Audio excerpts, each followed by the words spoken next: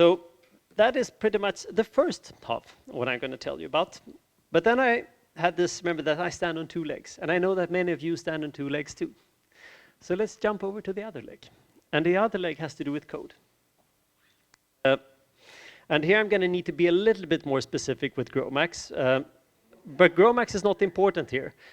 Now you have this life science background, how you want to solve important biological problems, right? And if we now restrict ourselves to MD simulations, because we just have another 40 minutes, how do we make this algorithm run on a modern computer? Yes? Yeah, before going to the second leg, I have few questions in the first Sure, part. certainly. Yeah.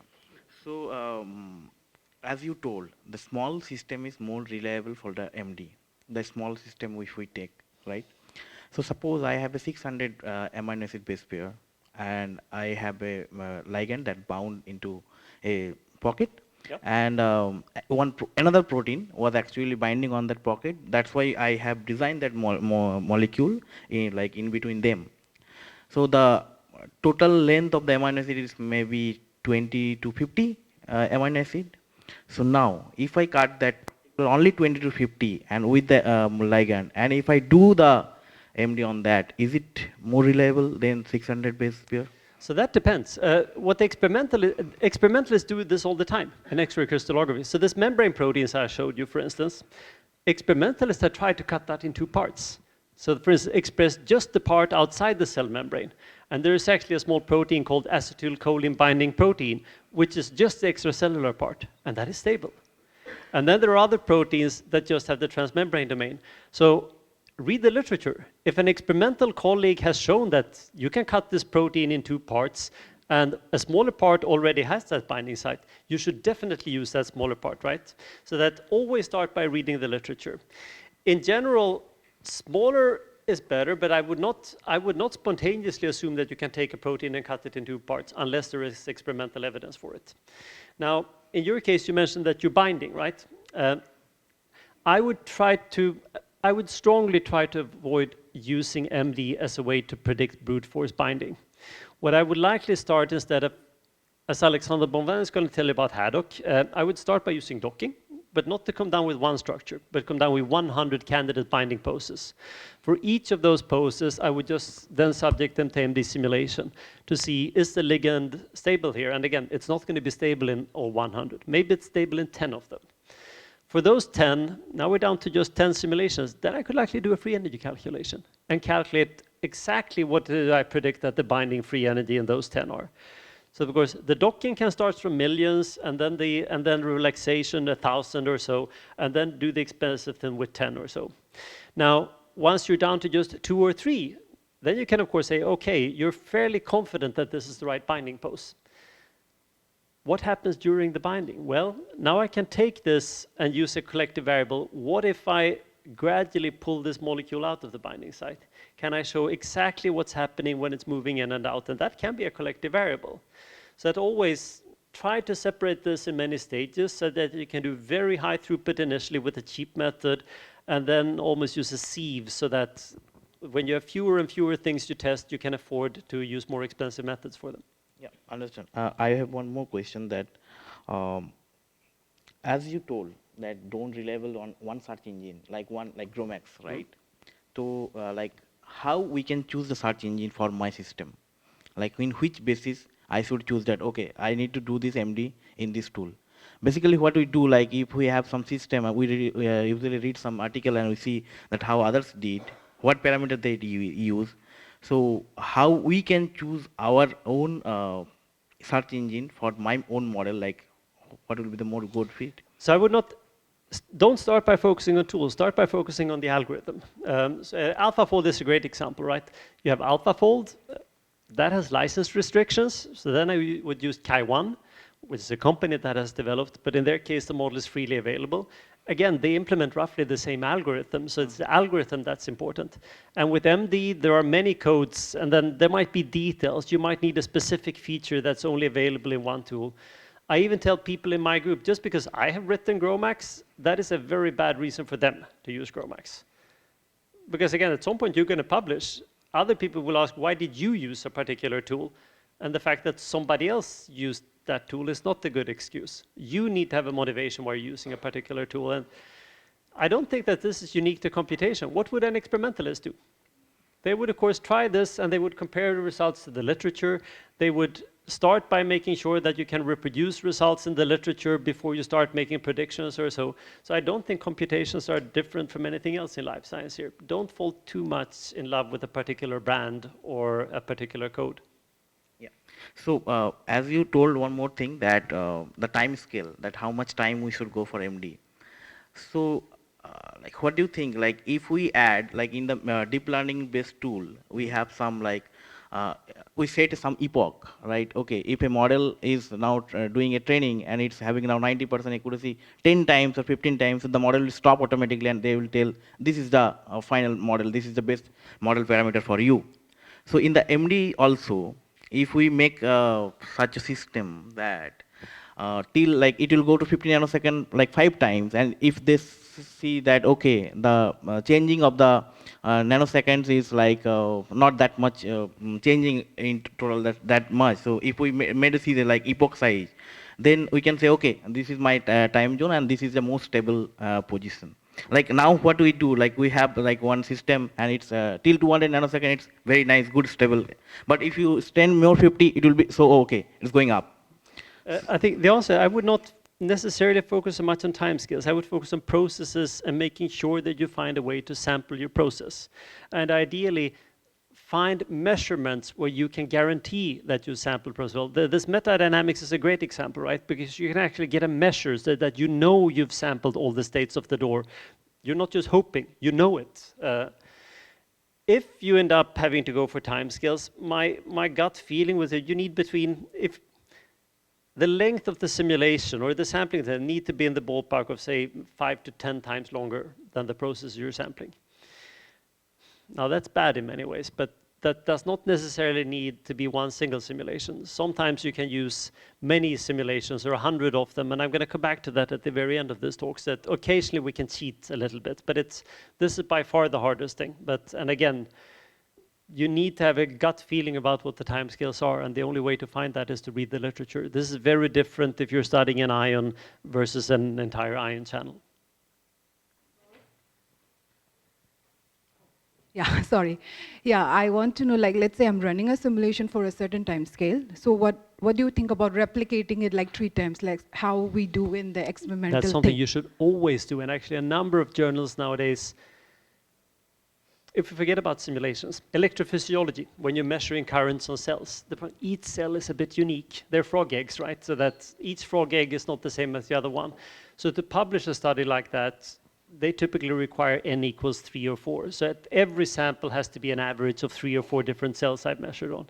And there are more and more journals where we're advocating this as simulations too. We will not accept your simulation unless you have 3 copies. Now, that's in general, because in some cases, metadynamics, then you have another way of handling the statistical accuracy, right? So it doesn't mean that you always need it, but make sure that you have a way where you can argue that you are certain that what you're seeing was not just a statistical fluctuation. But running 3 simulations is, of course, a very nice way of handling it. Yeah, okay, thank you.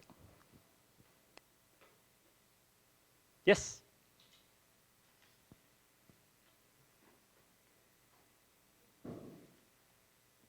So, hello. So I have just a small question about metrics. So what are the main metrics that we have to use to evaluate the performance of our simulation before moving to experiment? How do you mean metric?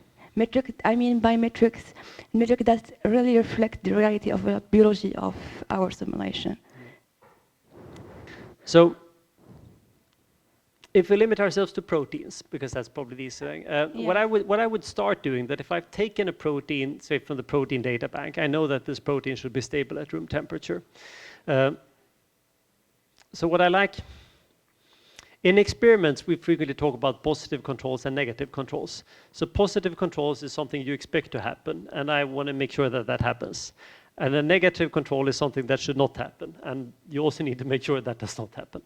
So a good positive, we know that this protein should be stable. So calculate the RMSD, the root mean square displacement. And in a simulation, that should probably be depending on what the resolution of the protein, that should probably be around below 3 angstrom RMSD. Because again, if your protein is starting to unfold, right, there is something very wrong. I'm not sure exactly what is wrong, but it shouldn't unfold, and it's unfolding. And I should likely be very careful about drawing biological conclusions about it. A negative control, on the other hand, these ion channels I showed you, some of the very first structures, they were open. And then people, there were a few groups, and their names, I won't mention their names, they published amazing simulations showing that the ion channels closed in a simulation. That is really cool. They could show the transition from open to closed, right? The only problem that the simulations were under conditions where the channel should stay open. So that then it's closing, but it shouldn't close. So that rather than being proud that you see it closing in the simulation, you should be really worried. This is not something you should go and they ended up publishing this. They should not have published this because it should not close. So if you're simulating a channel under conditions where it should not close, check that it's not closing. And there are a number of simple things like that. So for instance, we talked about binding. If we know that if you replace that alanine with, say, an isoleucine, then the binding no longer works. Well, you're already doing 3 copies just to test. Do another 3 copies and test doing that mutation. Now, there are 2 possible things. One is that absolutely nothing, it doesn't influence your results at all. Then we have a problem, because then it doesn't match the experiments.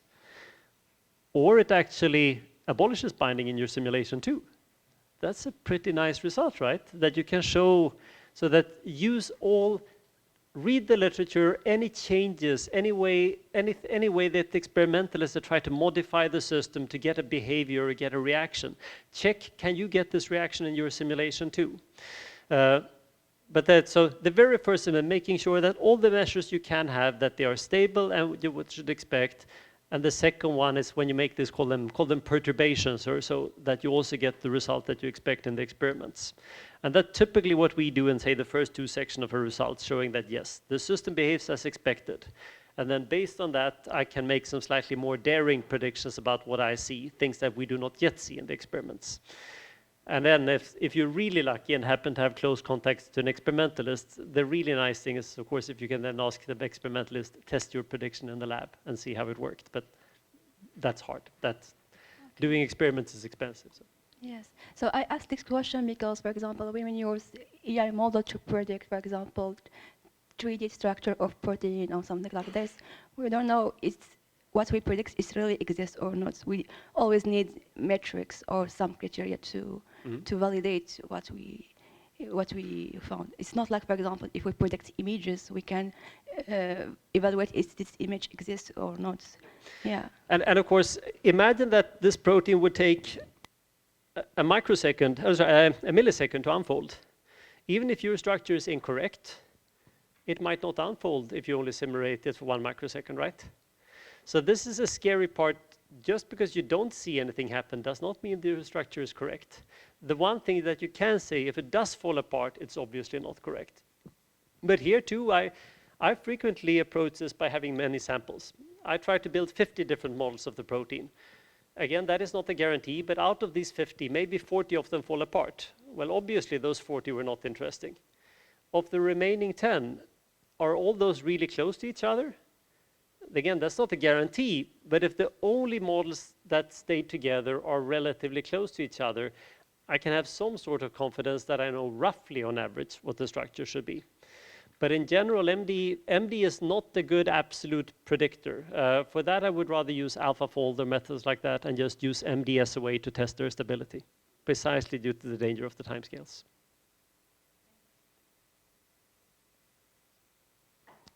Your questions are far more important than my remaining slides. So that. Any more questions? Oh, probably you can continue. All right. I will not deliberately not go through any slides, but that part of the thought here is to try to raise you to be good computational scientists too. And I can strongly recommend you to, even if the vast majority, if you're coming from the applications, when I started my PhD, I was not an expert programmer. I could program C a bit, not C++. And then I've had to learn this over the years. And And when I started my PhD, that was 1996, a few years later than that. The largest computer in Stockholm was this SP2, amazingly large supercomputer. It had 64 nodes. And that also meant 64 cores, because in those days, every node had 1 core. So today you can get 192 cores on a single AMD CPU. So it's completely absurd. And these big simulations I showed, that took me 12 months. And today you could probably do this in an afternoon, which is, I'm not sure if I should be. I had amazingly good scaling. I could scale to 1/3 of the system to 20 cores, which is, my program was horrible in those days. But over the years, we've gradually improved this code, and I got it working better and better. And suddenly, first, it's very fun to work together with people, because software you can share all over the world. There were a few years here I was sitting in California, my colleagues were in Stockholm, and then we had more and more people using our software. This is a wonderful way to be part of worldwide communities. And today, well, many of us from Europe are increasingly going over to Asia for Supercomputing Asia and other activities. I have very nice collaborations with RIKEN, and we have a number of colleagues from Asia coming over to Europe. And sometimes we manage to collaborate with the US too, although that's complicated nowadays. So if you now have such a problem like the one I described, how do you start running that on a computer? Well, in one way, MD is fairly easy. Because the interactions between water molecule 1 and 5 do not depend on the interactions between water molecule 2 and 19 here, so they are independent. The problem is that we're taking steps in time, and you can't take step number 5 until you've completed step number 4. And that is very bad. That's a latency. So at some point you have to draw up a flow chart, describe all these things we need to calculate, and then you decide that the costly part here are all those neighbors we need to interact with, and design a program to do this. And then in this case we need an estimate roughly. We're going to need billions or trillions of time steps. Now, as application-grounded scientist, you have an advantage here. There are so many benchmarks in the world that just try to produce the largest number of floating point operations in the world. That's not our goal. Our only goal is to get the science done, for instance, by reaching long time scales. And then you can remove motions, you can make it faster. Anything you can do in the biological side, such as simulating a smaller system, is a win. Because that's going to help you no matter what you do on the computational side. So what we started doing is that, as you have heard in a few other, you can profile codes and you can check how codes are doing. And it turned out in my code there were 2 very simple things. First, we have a gigantic neighbor list here, and that's for each atom here, that means that we need to have a list of all the other atoms that are in close range. So this can easily be hundreds of megabytes, and that I have to go through this every time step, memory operations. And then for each pair of atoms, I need to calculate an inverse square root, which is a relatively expensive mathematical operation. So we're basically spending billions of floating point calculations doing this all the step. So a large part of my work was really about optimizing these floating point operations, understanding how a processor works, implementing faster versions of this, first using good math libraries, and then eventually writing our own math functions and everything, and you can find lots of information about this online. But this is actually quite fun, and in many cases you can speed up code by an order of magnitude just by writing it better. Most scientific codes, it's a bit embarrassing how inefficient they are. In general, we need to parallelize too, though. And I mentioned initially that first parallelism we had was pretty embarrassing in GROMACS. We have a very complicated parallelism right now that different nodes calculate different things. And in the interest of time here, I'm not going to go through all this. But my point is, you have a fairly easy system here. We easily separate that over dozens or hundreds of nodes. But that now also means in every time step, this step 4, I need to communicate a lot before we can take step 5. That does not sound so bad until you realize the goal of these algorithms was to do things quickly. And in GROMACS, quickly means I sometimes take 10,000 steps per second. And if you just do the math, that means one full molecular dynamics time step has to complete within 100 microseconds. And then we need to calculate the forces, we need to adjust the domain decompositions, we need to, all these red stages are communication. And we're going to need to communicate between hundreds of nodes so that we are so time sensitive here. So where the first part of my career really had to do with optimizing floating point operations, for modern computers, the challenge is usually keeping the computer busy. Modern computers, the first approximation, have an infinite amount of calculations they can do for you. The only problem is that we're not good at feeding them. Why is that? Well, this is a schematic of a single core of a modern EPIC processor, and this is small type, you can't see this, but down here you have so-called vector units, and there are 2 vector units here. Each of those vector units, they use one instruction, but calculate on 16 data points. And one of these instructions are called fused multiply add, so it's actually one instruction does 16 fused multiply adds, so that's actually 32 floating point operations. Then we have 2 of those units. So every single cycle in one core on an EPIC processor does 64 floating point operations at single precision per clock cycle. And it does this 4 billion times per second. But that's one core. You can't, my Apple Watch has 2 cores. You can't find a single core computer anymore. So modern EPIC has 192 cores per chip, and then, or per processor, and then 2 sockets per node. So if you just do the math there, every clock cycle, and then we're talking about one processor, forget about GPUs, one processor, you do roughly 768 instructions or almost 25,000 floating point operations per cycle. So just keeping, and when you start an operation, it takes 4 to 5 clock cycles. I think it's a bit more on EPIC, but just making sure that all these units are busy requires you to have 100 to 200 floating point operations that are independent of each other. And remember, when I was your age, I scaled to 20 nodes. This is a tremendous challenge, and we're still just talking about one core. I can't even find a schematic of EPIC because they're too complicated. But if I look at old chips, Intel Haswell, this is just 18 cores. Again, remember, modern EPIC has 192 cores in a die. This looks like an entire cluster. So what you have inside of one chip is like a miniature cluster with communication buses and everything. And it depends, communication between these 2 cores is fast. If that core should communicate to that core, it's much slower. This is painful. If you are a computational scientist, you can easily spend an entire career on this. The other alternative is team up with a compute center and find a colleague who is a computer scientist. Or vice versa. If you're the computer scientist, maybe this is what you love. Team up with a person who's the application person working with you. Now, the natural evolution of this is GPUs. So GPUs, then we have such massive parallelism that you have 20, 30, or 40,000 functional units. It's absurd. Everything on the chip is functional units. That's bad. It's good in a way, because we have many more functional units.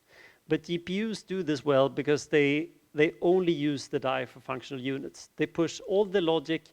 Normal chips have lots of logic to try to help you, to try to predict branches or so.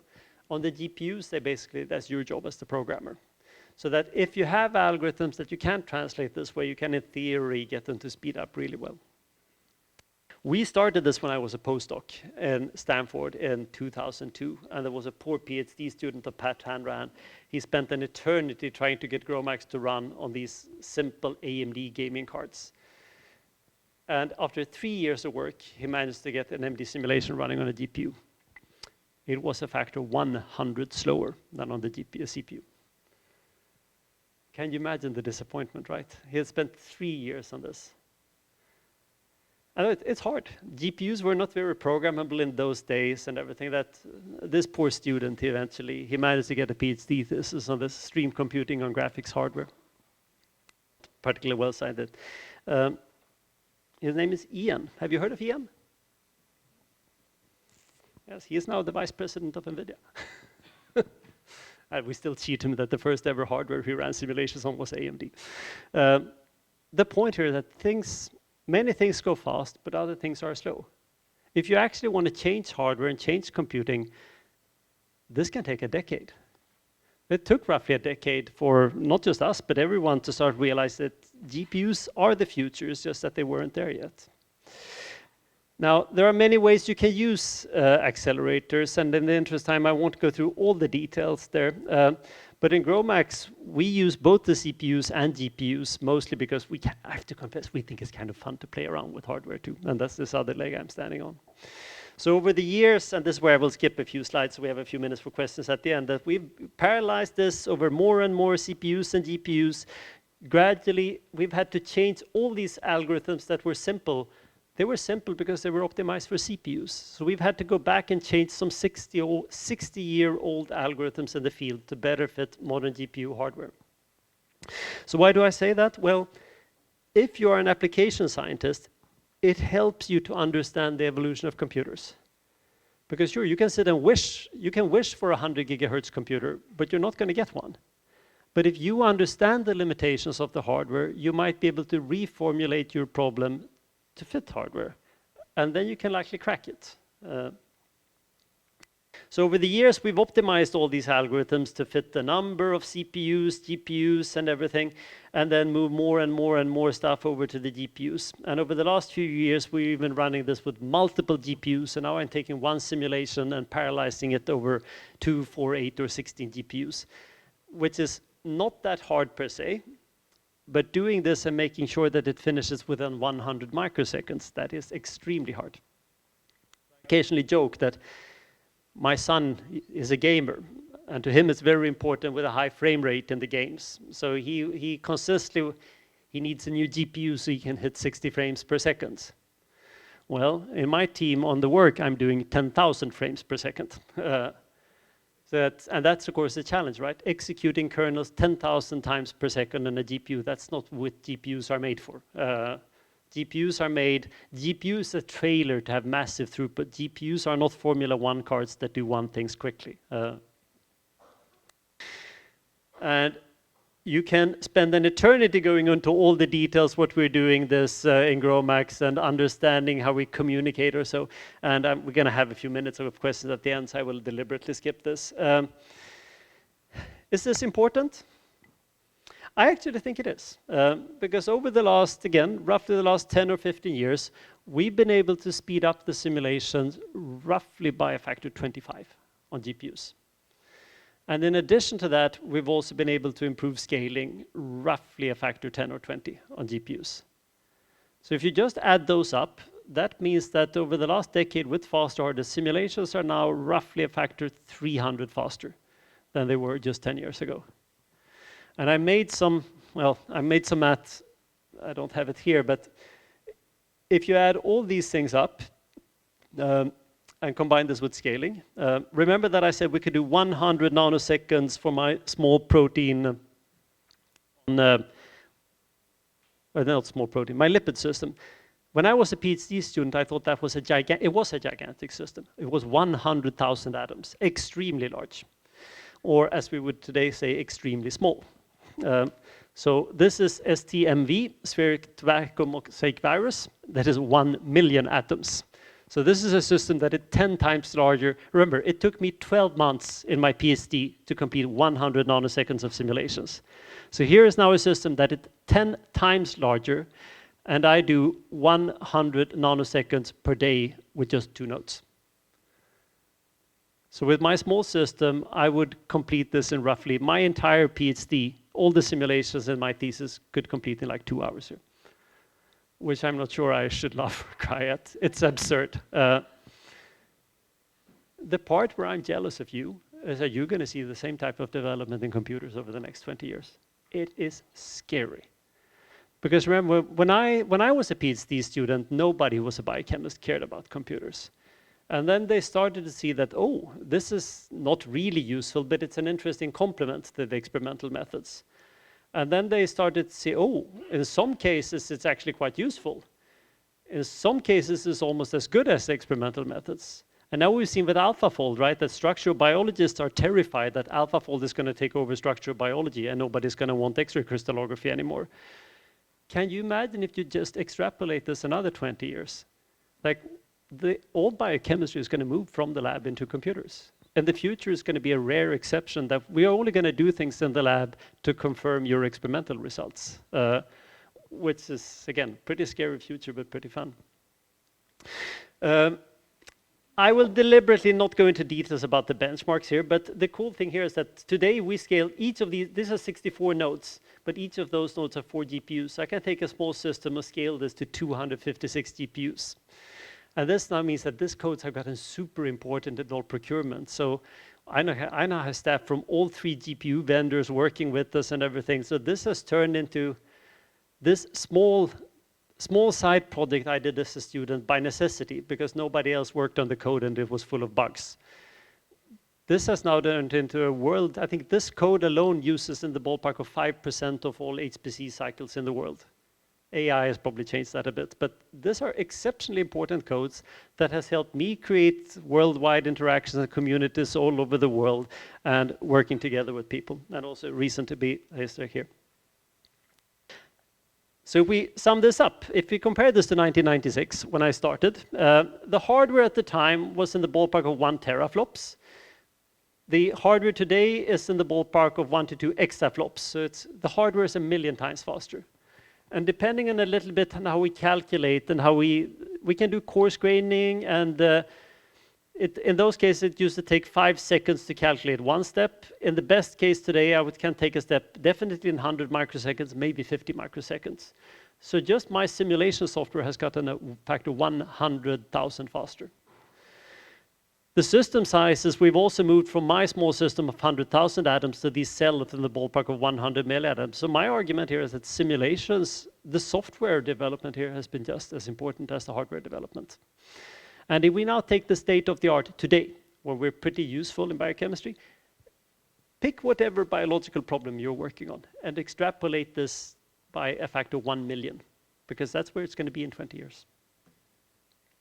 Now, as I promised to, this one final thing. If we've done everything we can do in the hardware, we've done everything we can do in the software, we've tried to approach it, you need to reach longer timescales. What can we do? Well, at some point, physics will start putting limits on the hardware. You're not going to be able to get atoms down. We'll never probably get below a nanosecond or so per time step.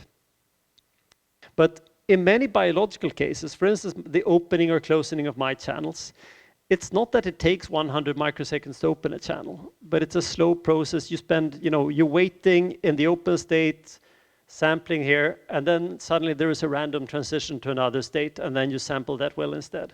So that the actual transitions are fast, it's just that the waiting takes a lot of time. But in theory, we can wait in parallel. And there are algorithms here called so-called Markov state models. So we have multiple structures, which for this channel I do, in 3 different biological states, so-called open, resting, open, and desensitized. I can interpolate between them or use AlphaFold, just come up with lots of guesses of the intermediate structures, maybe 200 or so. Some of these are likely better, some of them are worse. I'm not going to care about that for now. Then we simulate all of them, maybe 250, and simulate them for 4 or 5 microseconds each. That's well over a millisecond of sampling. I think we had 5 milliseconds in total. These channels happen to be pentamerics. I can also use the symmetry here, but the point is that instead of running 1 simulations, I'm going to run hundreds of simulations that are formally independent of each other and collecting statistics. Each of these simulations in turn can probably use 5 or 10 GPUs. What we then do is that when we apply statistical models to stitch this back, and that would take an hour alone to describe how we do that, but that's so-called the Markov state models. And what I'm going to show you here is what happens when we stitch these models back. So I will show you here, this is a small movie. On the left here, you have a very simplified landscape. These are just 2 arbitrary variables. So here we have one state, open, here we have the desensitized, and here we have the closed. And as you see this dot moving, it's going to move between my various classified states, and what you're going to see here on the right is the corresponding, well, I basically stitch the simulations together back by taking corresponding pieces of simulations from them. Let's go. Are you seeing the timescales up there? We're at 50 microseconds. We are at 100 microseconds. Have you seen that we have moved between the states here? So there is no way I could have one simulation do this, but with these statistical models, I'm able to read timescales that are in the ballpark of 2 orders of magnitude beyond what we can do. So this is actually published instead in NCOMS or PNAS, I don't remember. the point is that this works so well that we can even identify new intermediate states that we have then since then confirmed in cryo-electron microscopy. So while a normal simulation, even for these systems, is limited to maybe a few microseconds, by using statistical models, we can sample the entire conformational cycles of this gigantic membrane protein on a millisecond scale and actually get really good sampling. But this costs you. This probably used 500 GPUs for 6 months, which is still pretty cool. My hunch is that we're going to be able to do these things with AI methods within days in a couple of years. But then, of course, we need the simulations to train the AI methods. That, in general, there are physical limits to what we can do here, but I'm also thinking that there will likely be ways beyond that.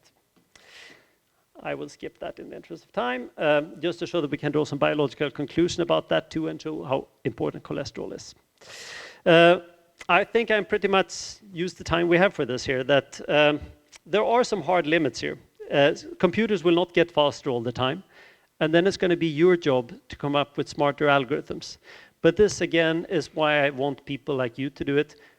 No, as amazingly smart as computer scientists are, they do not know your biological systems. And your biological knowledge is worth its weight in gold, because that means that you can influence the algorithm and you can come up with smart ways. We will probably not even get 1 order of magnitude more performance, because again, we're at the limit of what physics can do here. Grace Hopper up there, you can see that she's holding a small string. She used to hand out these wires that were roughly 30 centimeters long, and that's a nanosecond. So that's 30 centimeters, that's how far light travels in 1 nanosecond. So just said, there is no way we're going to have large computers that complete a time step in 1 nanosecond, because again, that's the speed of light, sets limits to that. There are some hopes with AI. In the interest, I'm not going to go through that. I'm super impressed with these methods, but they're also being criticized that they work well for small systems, maybe not that well for large ones, but that's a completely separate talk. With that, I'm going to thank you for your attention. This is a great team behind this. GROMACS had support from a bunch of compute people in my team and all the 3 vendors, and there's a gigantic team both in Stockholm and elsewhere doing applications, and I might be able to steal 1 or 2 more minutes for questions if you have them. Thank you.